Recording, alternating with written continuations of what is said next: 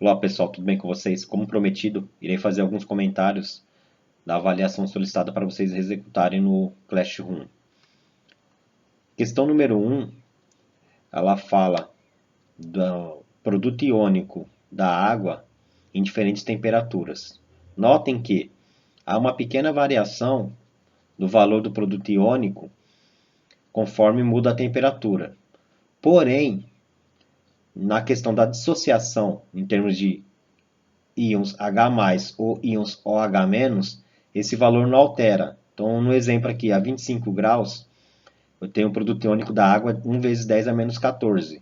Na dissociação, eu vou ter a íon H+, 1 vezes 10 a menos 7, e íons OH-, 1 vezes 10 a menos 7. Ou seja, como é um produto, você mantém a base, somando os expoentes, vai ter 1 vezes 10 a menos 14. Em temperaturas diferentes, vai se dar o mesmo processo também. Nesse primeiro caso, a 0 graus, tem 0,11 vezes 10 a menos 14. Então, no questão de íons H+, ou H-, eles vão ter 0,11 vezes 10 a menos 7 H+, 0,11 vezes 10 a menos 7 OH-. Então, no caso aqui, não altera a proporção de H+ e OH-, dependente da temperatura. Além disso, se vocês notarem também, há uma pequena variaçãozinha no pH da solução. Então, no caso aqui, a 25 graus, esse pH é 7, pH 7. A 0 graus ele vai ter uma variação e a 50 graus ele vai ter uma pequena variação, por causa dos valores aqui, que também vocês podem obter através dos cálculos ensinados anteriormente para vocês, para ser feito na calculadora.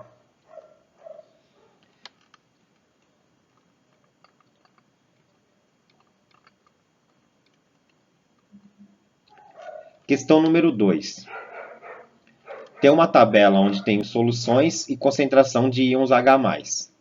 Então, a urina tem uma concentração de 1 vezes 10 a menos 6, a clara de ovo 1 vezes 10 a menos 8, lágrima 1 vezes 10 a menos 7, café 1 vezes 10 a menos 5. Só relembrando aqui, quando vocês calculam essas soluções aqui em termos de pH, eu vou ter o quê? Que a urina vai ter um pH 6, clara de ovo pH 8, lágrima 7 e o café 5. Então, lembrando que pH neutro é o pH 7. pH básico é tudo que tem acima de 7. Nesse caso aqui, o único que tem um pH básico seria a clara de ovo, que teria um pH 8. Soluções que têm um pH abaixo de 7 são soluções ácidas. Então, no caso, enquadraria café e a urina. Então, dentro das possibilidades que tem aqui, vocês vão avaliar qual se enquadra melhor na resposta da questão. Novamente aqui, na questão 3. Pode-se diminuir a acidez de uma solução aquosa acrescentando a ela o quê? Só lembrando um pouco na aula que eu expus para vocês, tem uma tabela onde eu tenho soluções e é característica se é básica ou ácida. Então, para que eu possa fazer uma diminuição da acidez, ou seja, uma neutralização da acidez de uma solução, de alguma coisa, eu preciso acrescentar a ela uma solução que vai ter um pH acima, um valor básico. Então, se ela está ácida, eu quero neutralizar, eu quero diminuir essa acidez, eu preciso acrescentar um produto que tenha uma solução alcalina, uma solução básica. Então, dentro dos produtos aqui, qual desses daqui que apresentam um caráter mais básico, mais básico, para poder neutralizar esse ácido aqui nessa questão? Questão 4. A concentração de íons H+ de uma solução aquosa tem um valor de 2 vezes 10 a menos 5 mol por litro. Eu tenho o que? O produto iônico da água é 1 vezes 10 a menos 14, a 25 graus. Sendo assim, nessa mesma solução, qual a concentração de íons OH-? Como que você vai determinar essa concentração? O produto iônico é o valor total da soma dos produtos entre íons H+ e OH-. Como eu tenho o produto iônico e tenho a concentração de íons H+, eu vou dividir o valor de produto iônico, no caso 1 vezes 10 a menos 14, dividido por 2,0 vezes 10 a menos 5. Assim eu consigo obter a concentração de íons OH-.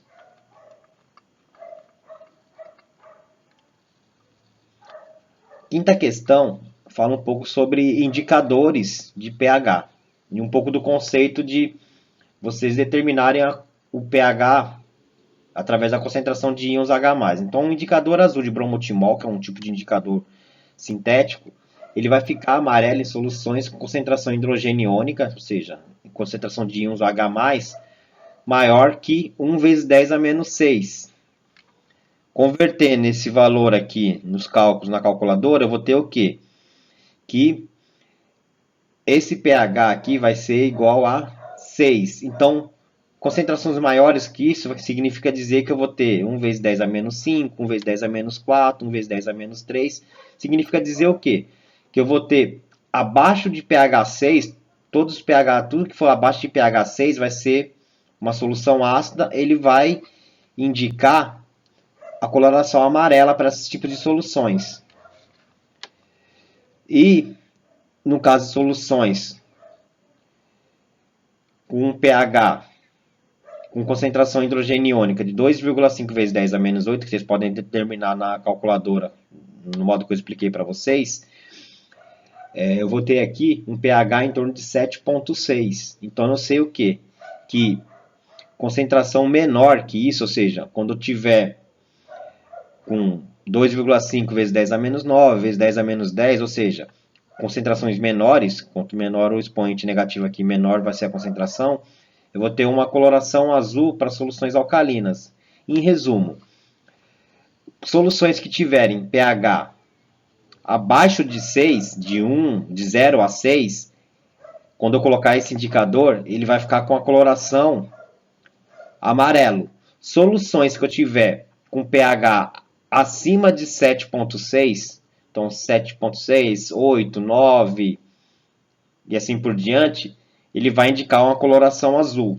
Então, dentro das soluções que a gente tem aqui, suco de tomate, água da chuva e água do mar, quais são as cores respectivas que vão ficar nessa indicação com essa solução aqui? Então, eu vou verificar em pH 4,8, qual a coloração do meu azul de bromotimol? Em pH 5,6, pH ácido, né? Qual é a coloração? E no pH 8,2 e identificar aqui na resposta a sequência correta. Questão 6. A tabela mostra alguns valores de pH. Então, eu tenho água do mar com pH 8, suco gástrico pH ácido 2,5, leite de magnésia 9, urina 6, suco de tomate 4, que é uma solução ácida, leite de vaca também é uma solução ácida. Então, dentro dessas soluções aqui, ele dá algumas opções de ideias e vocês vão verificar se essas ideias, qual que é a correta. Então, o leite de vaca é uma solução básica. Se vocês olharem aqui, leite de vaca, solução básica é só quando você está acima de 7 o pH. Não se enquadra nesse caso aqui. A água do mar endurece o cabelo por ser ácida. O pH da água do mar é ácido? Olha na tabela lá e verifica em que caráter que ele está.